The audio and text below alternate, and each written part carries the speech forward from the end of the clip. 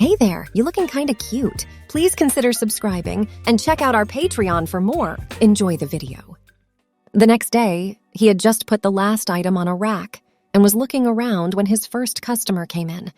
He was busy with customers until 1 o'clock when he went to eat lunch. When he got back, he was busy until the store closed.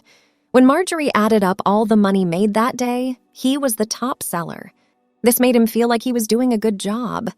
That night, Sarah told him that Thursdays always seemed busy because women who had something special planned for the weekend liked to get their clothes ready early. She told him that Friday, which was the next day, would probably be just as busy with people who didn't care as much about what they wore or who knew what they were looking for.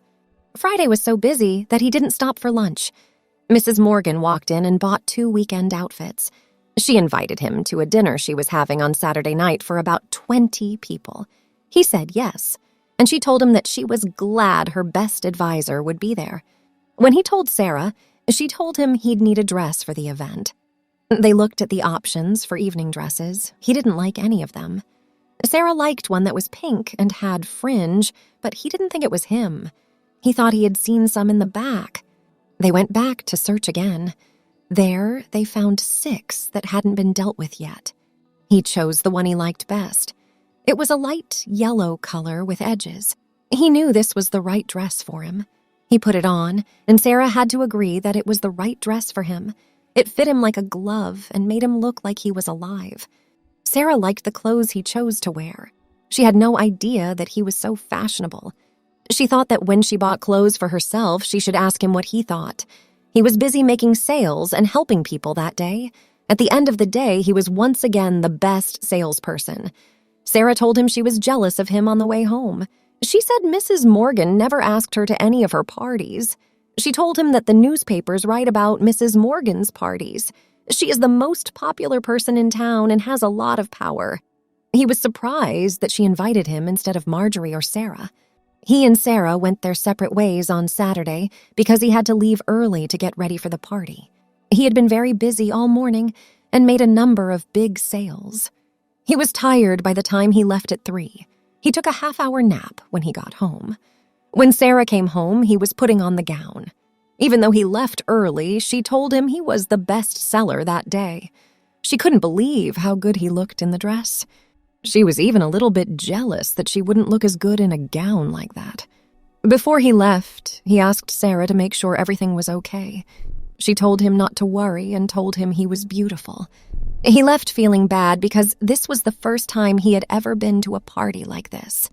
When he got to the Morgans, the door opened and a butler in a uniform asked him what his name was. He said Tommy Watson.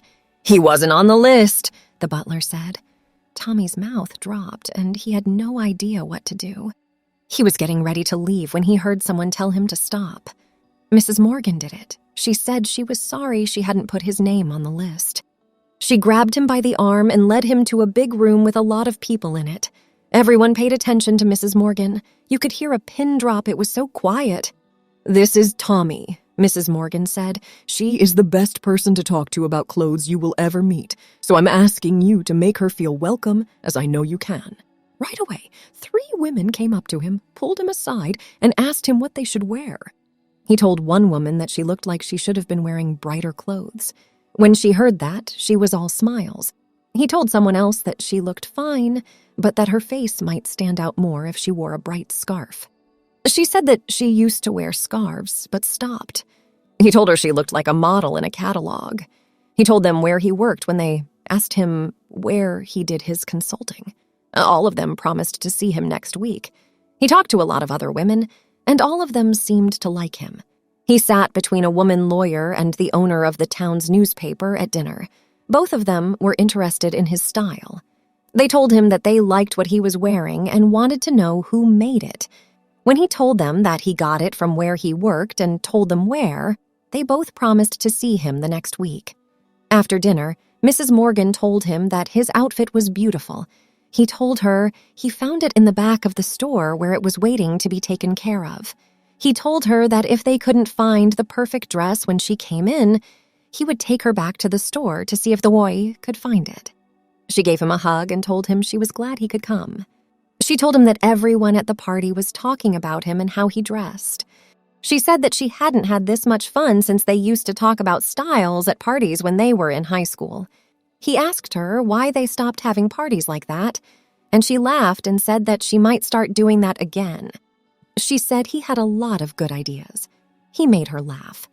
He finally said goodbye to Mrs. Morgan 3 hours after eating and thanked her for a great time. She gave him a hug and thanked him for being there. Sarah wanted to know all about it when he got home. He told her all about it with a lot of excitement. He told her that he couldn't believe how well all the women liked him. Sarah was glad he did well. On Monday, he was putting things on a rack when Mrs. Morgan walked up to him. Again, she told him how glad she was that he had come. She told him that everyone liked him at the party. He told her that it was strange that he hadn't met her husband. Mrs. Morgan said, "You did meet him. You told him that he should wear a scarf to make his face stand out more. I came here to get him one." "That was your husband," Tommy said. "Yes, that was him," she said. "He likes to wear women clothes too, and women like him. He's a great husband, and he's not hurting anyone, so I say, why doesn't he come himself and choose one?" She said, "He went to one dress shop in town, but it wasn't a good experience, so now he buys everything from a catalog. It doesn't work for sizes all the time, but he finds enough to make him happy."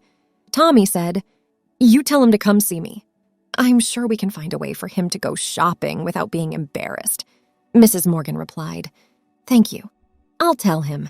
I'd rather let him choose his own scarf. His taste in clothes is different from mine." He went back to nylons the rack after she left. When 2 women at the party came up to him, he had only put 2 items on the rack. He helped them and got them both very good deals. He helped 5 more women from the party over the course of the day. At the end of the day, he told Sarah and Marjorie about how he had helped so many of the women at the party. Marjorie said that more women came in looking for him than would let them help them. Everyone laughed. The next morning, as soon as the store opened, a man walked up to him and said, "Hi, I'm Mike Morgan. My wife told me to come see you if I need help choosing a scarf." He won him over by giving him several scarves. When they were done, he chose 3 scarves but couldn't decide which one was best, so he took all 3. He told Tommy that he was part of a group of crossdressers and that none of them went to any women's clothing store in town. Tommy took a break for a few minutes and went to find Sarah. He asked her if he could have the store open unofficially one night a week for a couple of hours so that a special group of people could do their shopping in private. She told him that it would be fine. He told Mr. Morgan about his idea when he went back to see him. Mr. Morgan liked the idea a lot. He said he would talk to everyone, and if they could, they would be there at 7 p.m. tomorrow. Mr. Morgan was very happy when he left. Sarah and Marjorie were both very excited when Tommy told them about the special opening. Both of them said they'd be there to help in any way they could. Tommy was very happy with how well it went over. Except for one of Tommy's customers, the next day was pretty slow. He had met her at the party. She was a lawyer. She ended up buying clothes that cost more than $800. She couldn't say enough good things about Tommy's help. She told him she would send everyone she knew to him for advice. At 10 minutes to 7 that night, Tommy saw someone at the door. By 10 o'clock, there were about a dozen people in the store, which was very busy. Sarah was helping someone choose a dress for a formal event. Tommy was busy helping Mr. Morgan choose a tight dress with embroidered edges. He couldn't believe how well things were going. When they were done taking care of everyone stood around and talked. Tommy said it was time for the store to close for the night. One man asked out loud if this would keep going on. Tommy asked when they would be ready to see them again. One night every 2 weeks was suggested. It was planned that they would repeat the beginning in 2 weeks. Everyone left feeling good. When Sarah and Marjorie added up all of the money they had made, they were surprised to find that they had sold more than $2,000 worth of clothes. Both women were very happy. Something like this had never occurred to them. They said many nice things about Tommy. Mrs. Morgan came back on Thursday. She invited Tommy to a pajama party like the ones they used to have in high school. He said that leaving his wife was hard for him. She asked him to take her with him. He told Sarah to come over and met Mrs. Morgan with her. Mrs. Morgan had no idea that was her husband's wife. The two women talked about parties they went to when they were in high school. They had great fun and visited the Morgans regularly. One night, they went to the Morgans' house and were welcomed with open arms. They were both laughing and giggling with the other women in no time at all. Tommy asked Mrs. Morgan where Mike was when he didn't see him there. She told him that he was on a fishing trip with some of his friends in Canada. The women didn't go to bed until after midnight. He slept with Sarah in a double bed. Both of them couldn't believe how much fun it was. They had a wonderful night's sleep. They didn't expect to be called for breakfast at 9:30 the next morning. They'd never slept that late before. At breakfast, the women all talked. Tommy was the center of attention at the last party as well. Mrs. Morgan said many nice things about him. After they were done eating, Mrs. Morgan pulled Tommy aside and thanked him for helping her husband with the special hours. She said that her husband told her that was the most fun he had had in years. She said that her husband said Tommy was a hero for how he treated everyone in their shopping group. He told her she was a special person and thanked her for her kind words. He told her that her help gave him the strength to keep going. He told her it was very important to him. She gave him a kiss on the cheek and told him to let her know if he ever needed anything. After that, she went to Sarah. She told Sarah that she thought Tommy was a special person and that she was glad he had someone like her to help him. She told Sarah to hold on to him and that she didn't think Sarah would ever find someone as caring as Tommy. Sarah agreed. Sarah couldn't stop talking about how nice Mrs. Morgan was and how much she enjoyed the party when she got home. She said it made her think of so many things. On Monday, when it was time to leave, Marjorie said she had something important to say. Marjorie was in charge of the business and took care of most of the money matters. She told them that the empty store between them and Agnes's was going to be part of their store. She said that she talked to and agreed to rent the space so the business could grow.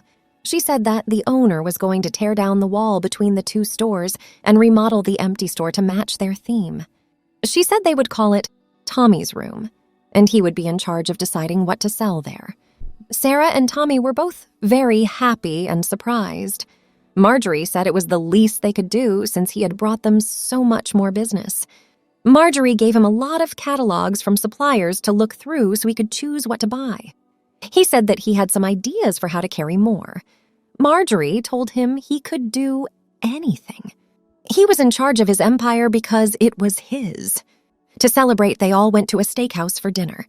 Sarah said to Marjorie as they were eating, "I never really thanked you for helping him get into a dress. I'd like to say thanks. If you hadn't done that, we wouldn't be as close as we are now, and we wouldn't have found such a vibrant love."